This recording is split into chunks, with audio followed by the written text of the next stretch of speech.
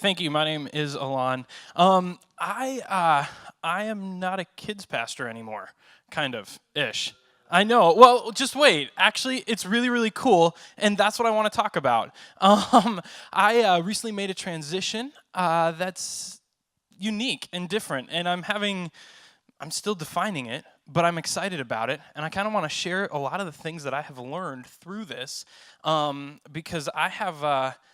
In my life, I guess you could say I grew up in kids ministry. I started when I was young, and a lot of you guys have stories upon stories of what kids ministry is like. And I guess the best way I could define it is I got used to my kids ministry bubble. And I guess I could call it my kid band bubble. Speaking of, side note, a little bonus for everybody. Since it's after lunch, I'm going to get you guys moving just a second. And everybody, including everybody watching, stand up real quick. I'm going to teach you something fun. Here we go. You ready? Stop. Don't touch me there. This is my private square. Stop. You're in trouble. This is my personal bubble. There you go. That's just a little bonus. You can sit down. It has almost nothing to do with what I'm talking about, except it uses the word bubble. And so hopefully you will remember this whole thing based on the word bubble. But in this, before I get going on the whole kids ministry bubble, what I want to hit is in Genesis from the very beginning, God says that we are created in His image to work together. You know, God created us in His image. And we know that God's image is not just, it's one, but it's a Trinity. Trinity, God is three in one. God created us in His image to work together. And so one thing I want to talk about today and kind of dive into is what that looks like on the team that you are on. Not necessarily the team that you lead, because there's a lot of information and a lot of stuff that we can devour to lead our teams.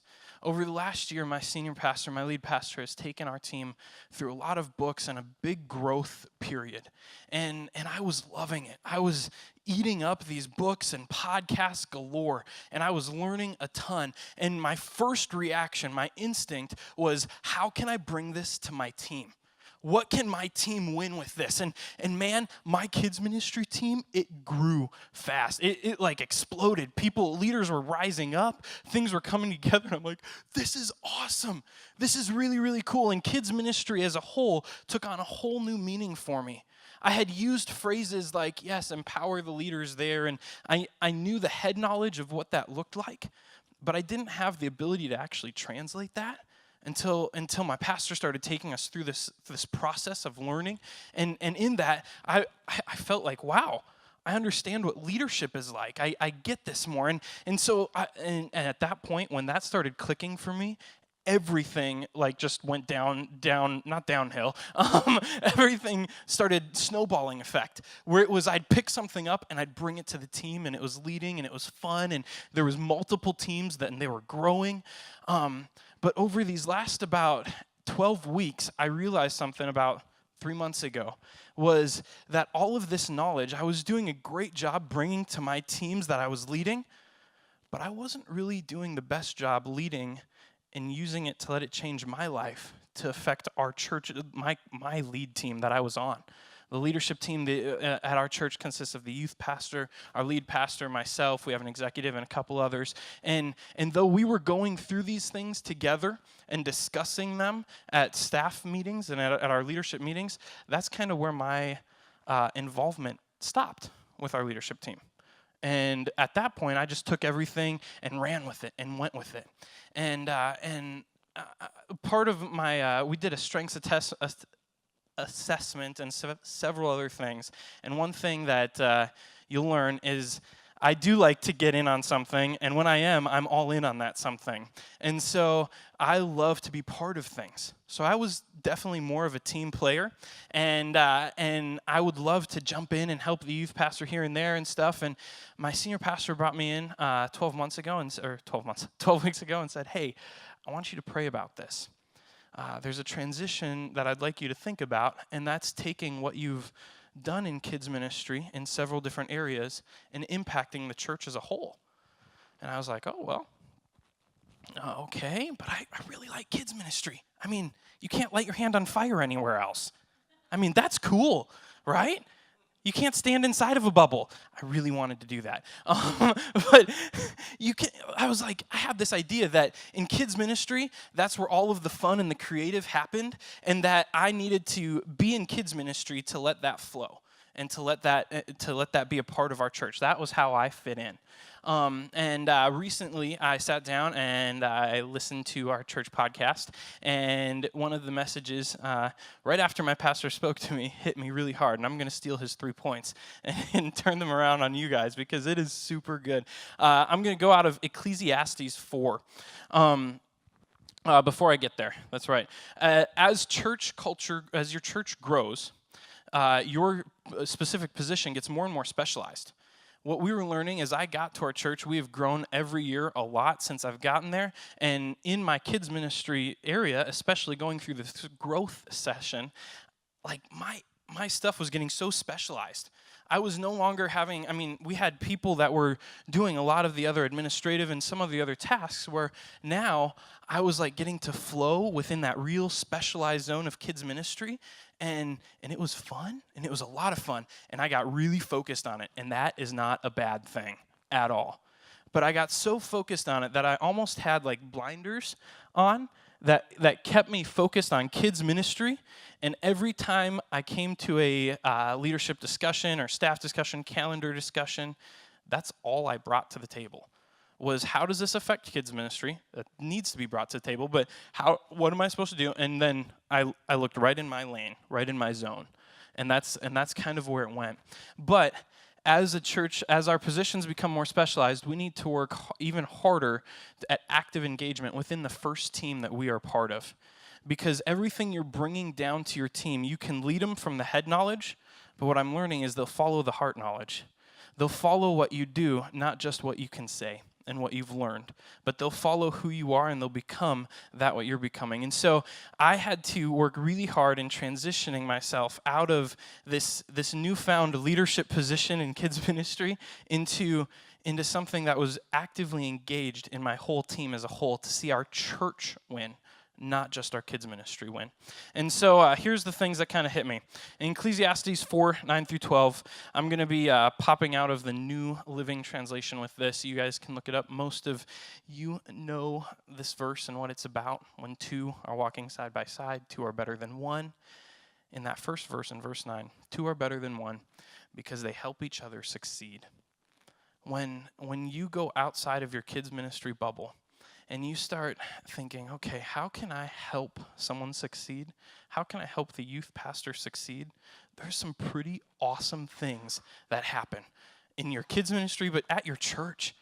Man, it has been so much fun. I got to step outside of my kids ministry bubble 12 weeks ago and transitioning into more of a creative background role, working with all areas at our church. And one of the first things I did was go over with the youth pastor who was trying to work his way through a renovation. And I said, hey, we're going to hit lights, sound, projection. We're going to make this rock. And all of a sudden, youth group explodes. I mean, it was growing, and then it just took off. And then I walked around alongside. We planted a second campus, and I went with that campus pastor and started working with him in some of the areas and the giftings that God gave me. And man, people's lives were being changed.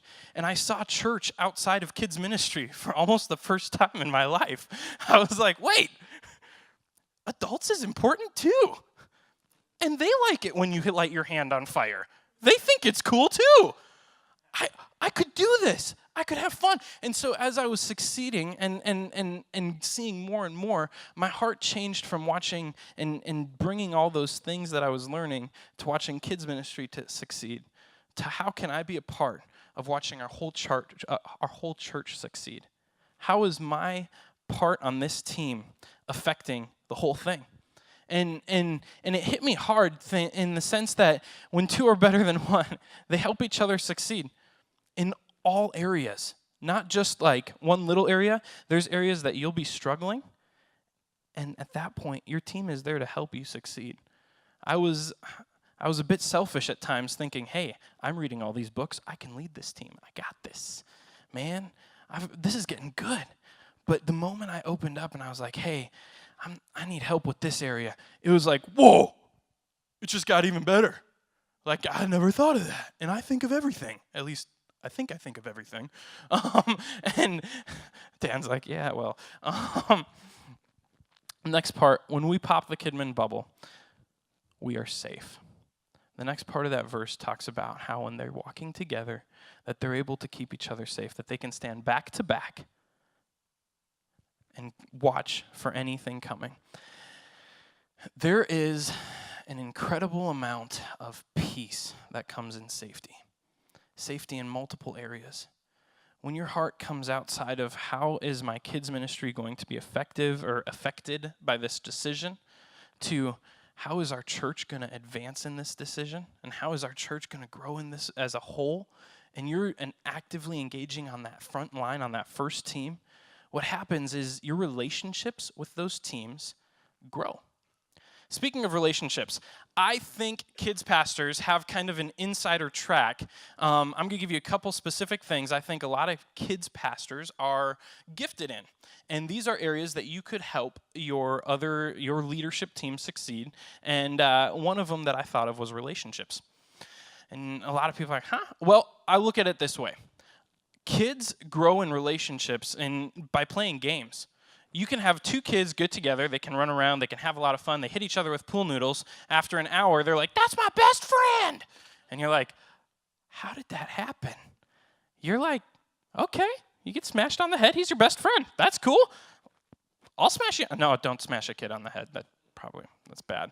But kids have this, and we do it. We use it in our service production. We use it in our ideas. We create games that help us lead to main points. And what we can bring to our leadership team is, hey, let's bring some fun. Let's bring something that tethers us together relationally. Something that we think about week in and week out that a lot of other departments don't necessarily. My lead pastor's not up there going, what game can we play on Sunday? But I can bring something that I've studied and that I've learned to the table, and it would help our team grow as a whole. Another one is service production. That's been the second area that I've taken a big step in our church with, is in kids' church, you can hear it in kids' pastors talking everywhere. They talk, what is your service like? Do you do a game first? Do you do small group first? Do you do this or that? And we're constantly thinking, how does the whole service work together to communicate that main point? And one thing that I noticed in our adult services when I'd stop in there is I felt like some of our transitions, like I was like, hey, this is an area I could help with. This is an area that I could give some guidance to. I could maybe throw some ideas out. And as that began to develop, our services began to be tighter, cleaner, and easier. And let me tell you, when that started happening, my senior pastor's heart was like, I like this. This is cool. But not only did it affect just my relationship with my senior pastor, which helped me feel more safe, it also affected our church as a whole to grow together. It was cool to get to actually see people who did not have kids and realize, you go to my church. This is wonderful. I've seen you every day at Caribou. And I've probably sounded like a jerk because I walked by and I've been sad sometimes, but now I know. Now I know. Sometimes those conversations happen. Lastly, when we pop the Kidman bubble, we are stronger. The last part of that thing talks about how a triple braided cord is not easily broken. Side note, I was in Royal Rangers. I know what that is. Also, I know how to make one. But thank you.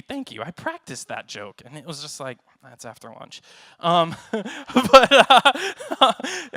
a triple braided cord works really cool. The three braids work together. You've seen this, you've heard this. But what that does is when your leadership team feels that you're a part of it, not just there to protect kids ministry, but to rock kids ministry, but to rock your church, they're going to feel like, man, this is cool. That relationships that you've been building has helped each other succeed. In building those relationships, you become more safe. You feel safer on that team. You don't feel like, well, what's he thinking about me? Because your relationship has been built with him because you've been thinking outside of just the one lane that it's so easy to get stuck on when your position gets so specialized. And so when you can think outside of that bubble, when you can be willing to pop that bubble and think about it a little bit differently, God can take your church to a whole new level because you have something inside of you that brings to that team that God created for this time, for this exact purpose to bring to your team that no one else can do but you. Thank you.